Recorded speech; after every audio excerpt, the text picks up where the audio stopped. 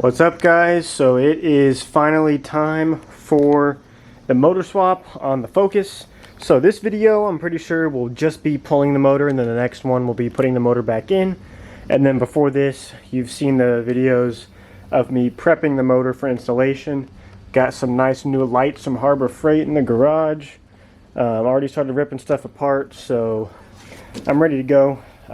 Should be not a super bad swap, actually. I'm looking into it. I've never swapped the motor before, but we're just going to figure it out and just kind of taking stuff apart, and eventually the motor will fall out, I guess. So motor's over here being prepped. I'm kind of simultaneously making this video while the previous video that you guys saw, prepping the new motor. But method I'm doing, since I'm doing this in my garage, is taking the whole front of the car off and pulling the motor out the front. So I've taken the headlights and the bumper off, and I also took the hood off. That's all super easy. If you don't know how to do that, then I can't say I'd recommend swapping a motor.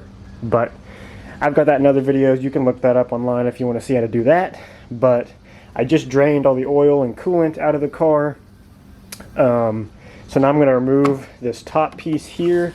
It should just be like this bolt here, the bolts in the fenders, and then that bolt there, and I'm pretty sure it just comes right off. And then I just got to disconnect some wires and sensors and the hood latch, and we should be good to go. I'm going to mark all the bolts with a Sharpie because I'm pretty sure there's a little bit of adjustability in here. But yeah, that's pretty much it. So going to go ahead and get started with ripping off this piece. Then the crash bar will come off. Can get the intercooler off, all that stuff. So that's what I'm going to start with. So I got the top piece off. It was literally just bolt there, 2 fender bolts. And you just disconnect some wires and stuff, unplug some wires and some wiring clips. And it comes right off, super easy. So now I'm going to go ahead and take off the crash bar here, which is just 4 bolts. And then just a few more wires. Again, super easy. And then I can take the intercooler off, disconnect some stuff for the radiator, then the radiator basically just folds to the side, and then just yank the motor out. So yep, I'll go ahead and get that done, and let you know if I run into any tips and tricks or issues. So I got the crash bar removed. It was those 4 bolts right there, and then 2 on each side for the lower radiator support. And then I just have the jack holding the intercooler and radiator up right now, because the intercooler is a pain in the butt to remove. There's like these bolts in here, so hard to get to. So I'm doing that tomorrow. I'm going to bed. But yeah, so far been pretty easy. So tomorrow I'll get that intercooler off, then be able to fold the radiator over. Whenever I pulled off this charge pipe here, a bunch of oil dumped out, and I have no idea why. My first thought would be a turbo seal failure or the PCV system failure, which I don't know. I mean, the whole motor's getting replaced, so I guess I'll dig into it more once the thing's actually out and I can look into it. But I mean, I can see oil back in here in the turbo inlet, so I don't know. It's kind of puzzling. It was definitely too much oil to be just blow-by and stuff, so I don't really know what's going on there. Maybe there's an issue with my catch cans or something. I'll have to open those up and check them out. I noticed this one vibrated itself loose, so that could be something there. But yep, that's all we got for tonight. So I'll see you guys whenever I wake up and get back to work on it. So the whole front of the car is removed. Crash bar came off, and then the radiator, well, actually the intercooler I had to take off before the radiator because that was making it way too heavy. And the charge pipes are full of oil, which concerned me at first, and so is the intercooler. But I guess that's pretty normal if your piston rings go bad and then you drive the car after, which I did. I drove it for like 30 minutes, so that explains that. The radiator comes off pretty easy. Just had to unplug this, disconnect the hoses with these 2 clamps that you squeeze. That was really easy. Left the AC hooked up. It just bends. I don't really want to bend it any farther out than this because of these rubber hoses here.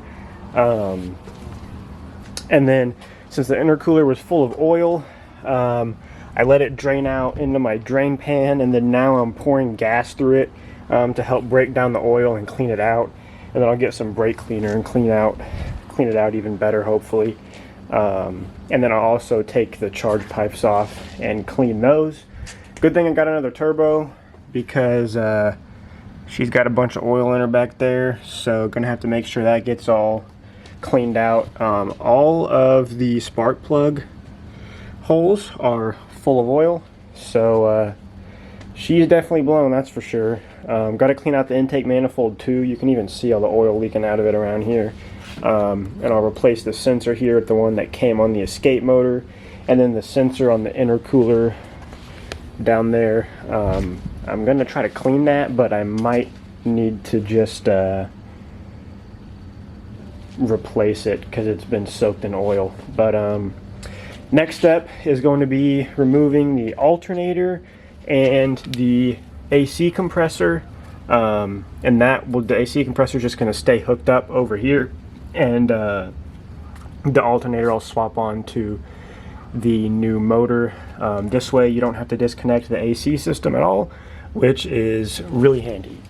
So then after that, I'm just going to start disconnecting things, see how much of the wiring harness I can get disconnected, and then it will just be, I think, the motor mounts and the downpipe right there. And then I'm going to have to decide what I want to do with the trans. I've heard different things on this. Some people say it's better to just leave it in the car. But then since I'm doing the synchros and clutch and all that, I don't know about that. I want to avoid taking apart the whole suspension and ripping the axles out if I can. So I'm going to do a little bit more research on that and then decide further what I want to do. But I'm going to go ahead and get the alternator and AC condenser situated, and just start unplugging stuff. Alright, so it's 10 o'clock, so I'm calling it a day for today. I got my catch can swapped on, I got the oil filter housing swapped, the alternator is swapped, I've got the AC compressor removed and a little bit out of the way. I got some coolant lines removed, and then I've got the wiring harness almost fully disconnected. You can see all I have left is some vacuum lines attached to the turbo, and then I think there's a couple plugs down there, but I didn't really want to crawl under the car today, so that's a tomorrow thing. But yeah, the wiring harness is actually really easy to remove. I'm not looking forward to putting it back on, but getting it off is pretty easy. Yeah, plans for tomorrow, got to take the axles out, so got to remove all this stuff. I'm gonna have to go buy a socket set for those axle nuts. But yeah, the main thing about the difference between these ST motors and the escape motors, by the way, is the oil filter housing. Because if you look here, here's the escape oil filter housing, and here's the Focus ST one. It has an oil cooler on it, so you want to make sure you get those swapped out. You should probably buy a new gasket, but I didn't, so if it leaks, that's my fault. But I tried torquing them down with a little torque adapter thing I got from Harbor Freight. It only goes to 25 foot-pounds, and the torque spec for those was 18 foot-pounds. And I ended up snapping a bolt. Luckily, it only just yielded and stretched, and I heard it snap, and it cracked like halfway, but it didn't crack fully, so I was able to remove it. So that was super lucky. So I'm not ignoring any torque specs for the rest of this engine swap. But yeah, I got them on there pretty tight. So those are tight as tight, but the rest of the car will be torqued correctly. So I need to go buy a different one of those torque adapters that goes lower than 25 foot-pounds, which is just another 50 bucks, but we'll see. I think they've got a coupon going on right now for that one anyways. So yep, one thing I noticed also, you can see is a bunch of liquid down in there. My shift tower, I believe, is leaking, which is super common. So whenever I get the motor out, I think I'm going to take that off and then reseal it with, I'm pretty sure, just some RTV, I think is what people use. But yep, so tomorrow we're going to work on getting the engine prepped to come out and may even get it out tomorrow. I really should pull it out tomorrow, but we'll see how far we get. My motor mount here is also blown. You can see there's fluid leaking out of it. So I bought another one of those. So that'll have to totally come out whenever I take the motor out, and then I've got to swap my PowerFlex insert onto the new motor mount. But that's the shape that we're looking in as of now. Alright, so I'm on day 3 of working on the engine swap, which yesterday was really only half day, and today I'm going to try to actually get it out. So I made my second trip to Harbor Freight of the whole ordeal, and got some more tools to get this axle nut off. Got to get the brake off.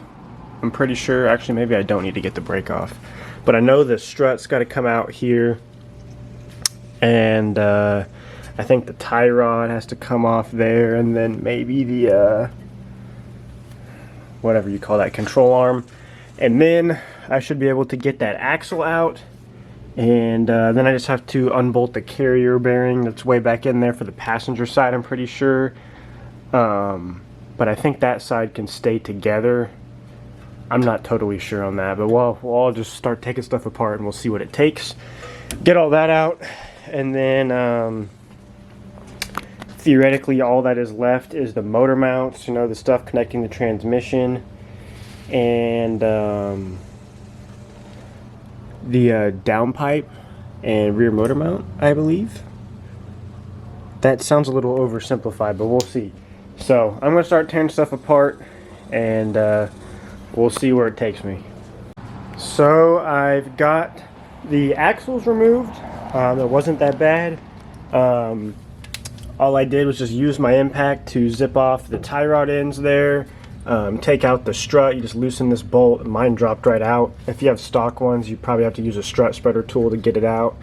And then I just unplugged what I think is the wheel speed sensor here, and then I just used a hammer on this end, and I soaked everything in PB Blaster before I took it off, but I just tapped out the axle from the spline here, and then it just pulled right out of the transmission. I had to get a little pry bar in there and just kind of pry it out a little, and then it came out, and then there's the axle there. And then for the passenger side, same exact process. All you have to do is, you can see right there, there's just two 13mm nuts you have to take off to remove the clamping piece off of the carrier bearing, and then it pulls out the exact same way. And make sure you drain the trans fluid first. And yeah, those came out super easy. And then I took a hose off from the charge pipe back there. But I also removed the rear motor mount bolt. But I'm pretty sure all I have left before I can take the motor out is those few vacuum lines attached to the turbo and some sensors. I removed this fuel line off of the that looks weird, but I removed this fuel line off the high pressure fuel pump. You just need one of these special tools. You need one of these here. I used the smallest one, and you push it up back behind the fuel line here, and then just pull it off. It will come off. I've got a video showing you how to replace a high pressure fuel pump on my channel that goes into more detail about it. But that's about all I've done today. I've been messing with some other stuff too. I took the oil filter housing off and put it on correctly torqued with different bolts, because I went and bought a better torque adapter to get it at the proper torque. I accidentally snapped a bolt in there while torquing it. Luckily it came out super easy. So that is all good to go now.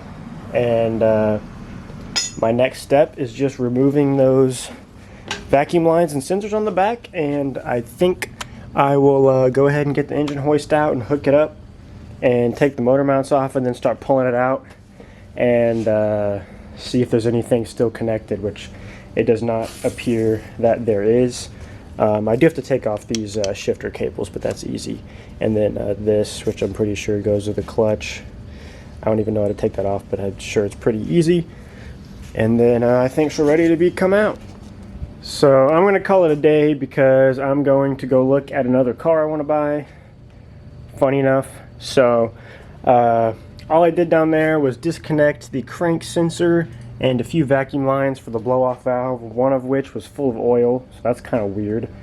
And then I took the starter off.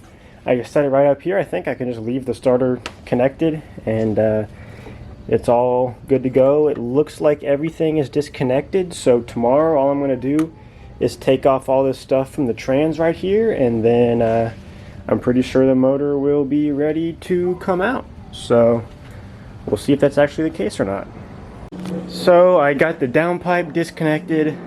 I'm going to leave it in there. All I did was disconnect the V-band and get it kind of pulled off a little bit. Then I got the transmission, the shifter cables off. That's easy. Just loosened the two solid bushings I put in there. Then took off the thingy for the clutch,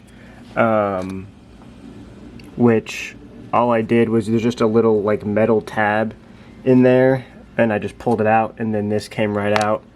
I don't know if I have to bleed the clutch after this. I'm assuming, I guess I probably do, since I'm just totally disconnecting it and all that's leaking out. But yeah, so it's ready to come out. So I'm going to go ahead and get the engine hoist hooked up and get some tension on the motor, and then just start disconnecting the motor mounts, and I guess just pull it out and we'll see how it goes. So the motor is out. It really wasn't that hard at all. I was doing it totally alone, and it probably took me like 10 minutes to get it out. The only thing I forgot was this one heater core line. I was like, pull on the motor, and I was like, why is it not coming out? There's nothing blocking it. And I looked back there, and then there's this still connected. But I've got new ones of these anyways because mine were leaking, and if you do this, I would recommend swapping these because it's not fun with the motor still in there. And they've got some interesting mechanism up there that apparently there's an O-ring in that goes bad and leaks. So I got new replacements of these because my car was leaking coolant. I assume that's what all this is from. But yeah, here it is. I got it on the engine stand, and then I just used a jack to lift up the trans, and I just grabbed the engine hoist and the jack and then just yanked it out. Just had to shimmy a little bit, make sure you don't, mess up any of the AC hoses or any of the wiring harness or anything. But yeah, I got it sprayed down with some degreaser and kind of tried to clean up over here where the motor mount went bad and stuff. But I think I'm going to just go ahead and end this video here because it's probably getting fairly long. And then the next video after this is going to be swapping parts over from this engine to that one and getting that one ready to go. And then the last one, I guess, will be putting the new motor in and hooking it up and getting the car tuned and all that. So thanks for watching. Please leave a like and subscribe, and follow me on Instagram at Nickjoenap, and I'll see you in the next video.